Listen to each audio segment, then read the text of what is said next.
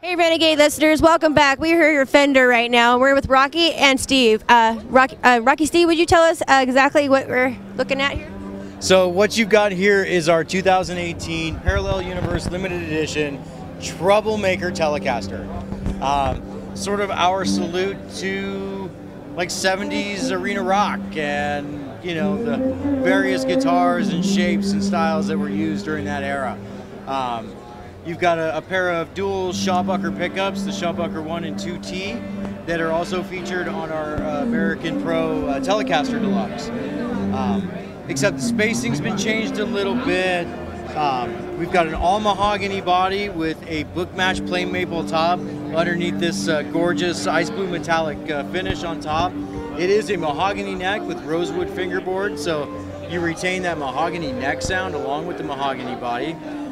Controls have been placed in very convenient, very friendly, very well-known locations, as well as we're using our Adjustomatic bridge and a stop-style tailpiece.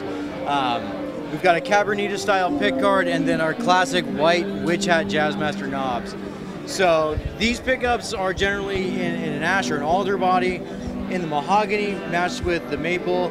It's a whole new sound, same pickup, and it's just that huge. You want to plug it into a big, you know, set of 412s and 100 watts and just blow your ears out. And sustains for days, but it is a long scale, so it's 25.5, so it's what you're used to on a Fender, and sustains for days, but still has all that that Telecaster Deluxe, you know, humbucking sound that people are familiar with for those late 60s into the 70s era Fenders.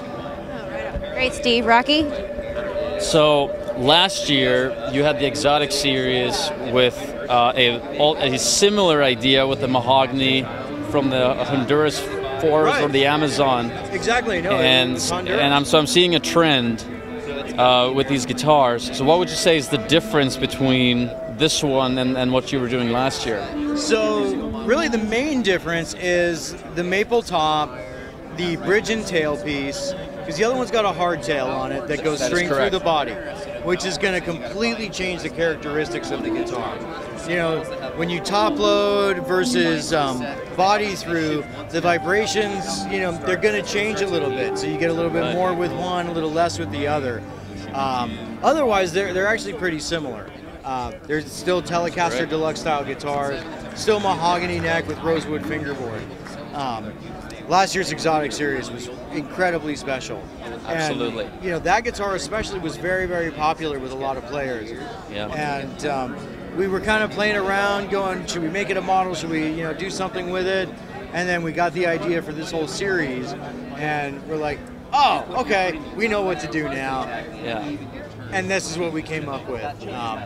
It's pure rock and roll. Is this the first time you're using an Adjustomatic on a Telecaster? Actually, it is. I've seen it on a Jaguar before, but sure. You know, we've had various other instruments throughout various, you know, levels of series that have used these this hardware. Starcaster maybe, or correct? Absolutely. Yeah. At least the more modern Starcaster. The more modern ones. The 70s ones from the early 2000s or something. Oh no, within the last 5 years or so is when we did the reissue. Exactly. Which is really cool. But yeah, that's an Adjustomatic and a stop bar. Whereas some of them had, you know, back in the 70s, had a big old tailpiece and like a Mustang tremolo on a weird archtop tailpiece. Really, really cool and quirky. But one of the biggest things about this series that you'll notice is, even though they're kind of out of this world, really, or out of this universe, the big intention is for these to be played. You know, we want the people that are able to get one of these limited guitars to take it out and rock it, and just show, you know, yourself with it. And that's the thing. You're going to pick the one that really identifies with you, or you may pick all of them because they all identify with you. But you're going to have that special guitar that's really meant for you, and especially something like this, if you're a rocker who grew up playing like single coil Fenders and that kind of thing, but maybe you're playing in a harder rock band and you want a little more edge, you got it now. You totally have it now. It's incredible. So whose idea was it to come up with this Parallel Universe series? Well, you know, with Fender product development, that's like the really great thing. It's a very small team, and we really do this all by committee. You know, one guy may have the spark of an idea, Yeah. And then we sit around and we argue and we flesh it out. Now I want this, and no, this should be there. And we're all we are honest to goodness guitar geeks. Whatever it is, we love things with strings, and so it may take a little time for us to really come to a consensus, but we really try to do it as a team, and that's why you see so much variation in what we're doing today. Awesome. It's a beautiful guitar, isn't it? Beautiful. Yes, it is. Okay, so can you tell us, little listeners out here, we know Fender very well, but the history of Fender, of course, goes way beyond. I mean, there's so much collections of guitars and difference, and so many rock stars limited out there use these Fenders. So tell us a little bit more history about that. Wow. Where do you begin? Where really do you begin? I mean, you go back to 1946. Leo Fender was, he used to rent a PA system that he built, carried around like on an ice cream cart kind of thing, and then a truck. And then, he had the radio shop where he did repairs and sold like radios and did that sort of thing. Partnered with guys like Doc Kaufman and later on Don Randall. And the names, Freddie Tavares, Forrest White. The brain power that has been through here is incredible. But our number one goal, and Leo's ethos, from day one, was we're going to make tools for musicians. We're going to continue to innovate. We're going to continue to change and adapt to what people want. If you saw the original Telecaster prototype, it had tuners on both sides of the headstock. It was a slab of pine with like a little itty bitty control plate and a very archaic kind of bridge. And then they started showing it to players and the Western swing guys and the jazz guys and the country guys, and it then became what we now know today as a Telecaster, which since 1952 when it got, the end of 1951 when it got the Telecaster moniker, relatively has remained unchanged. What else has done that? There's no other model of guitar that has like the staying power. The other manufacturers out there that have been doing the electric guitar in the same sort of eras that we have, those models have evolved over time, come and gone. But the Telecaster, outside of a few minor things, has stayed true to its original formula. But it's also the most incredible platform because you can do this with a Telecaster. You can do this with a Telecaster. Right. You can do this, and this, and this with a Telecaster. It's the Swiss Army knife. And over the years, people have taken routers and chisels and screwdrivers and hammers and made it their own. And that's, I think, the biggest thing about being with Fender and owning and playing Fender guitars is no matter what model you choose, no matter what color it is, what case you have, what pickups it has, it's going to be yours. And your voice will come through as a player like no other guitars. And you could change things out, you could play with it, and it's always going to remain intrinsically that Fender guitar, which is why we can do great stuff like this. And we still stay very true to the original, vintage style guitars. And this year we've brought the American Original series, which is all the great vintage appointments, the vibe, the pickups, the style. All we've done is flatten out the radius a little bit, slightly larger frets, so now real incredible players can move with ease and just get around.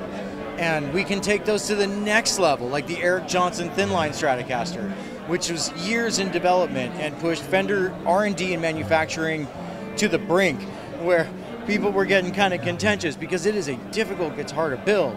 And in order to maintain all the original Stratocaster contours and still have it be a true thin-line semi-hollow guitar, it's an engineering feat and marvel for us.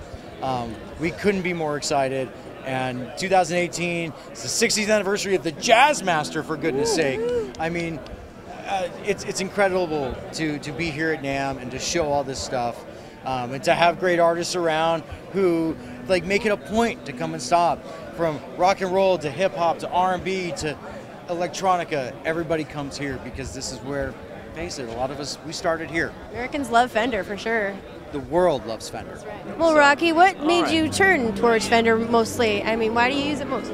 So I discovered, you know, the electric guitar when I was probably 10 years old, and when I decided to play guitar, I actually started out on an acoustic because I was a little boy, didn't have the money for a guitar.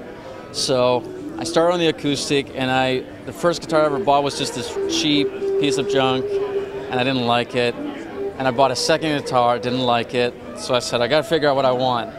I was really into Yngwie Malmsteen at the time, and I love, neoclassical, the combination of metal, rock, and classical music. Really into that. So I'm watching this guy play his ass off on a Strat, and I'm thinking, this is cool. Now, I knew, of course, about the Strat before. I was a big fan of David Gilmour. Of course, you got Hendrix. I mean, the list is endless. Eric Clapton and so on. We Jeff don't have Beck. that much time. I mean, I can't name all the players, but so I knew this was a very solid guitar, but I never actually really played one. So I went to the guitar store, and they had a great Fender section with not all of these because these are new, but all the Strats and the Teles and the Jazzmasters and the Jaguars and everything. But I went there, I played maybe 5 different Strats, and I fell in love, thought it was the best guitar ever, and I bought my first Strat, and I remember having that Strat for 5 years, and all of a sudden I thought, I haven't bought a guitar in 5 years, I've just been playing this thing. And I thought, that says more than anything, because I was so happy with it, I was so in with this guitar, it was just, I don't need anything else.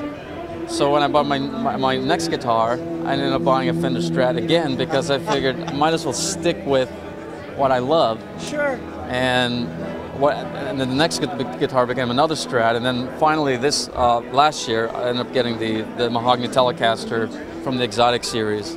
Ooh, I love that. My first Tele, and I love it. It's amazing. So. Well, that's I'm a fan. awesome. Fan Woohoo! for life. That's what we love.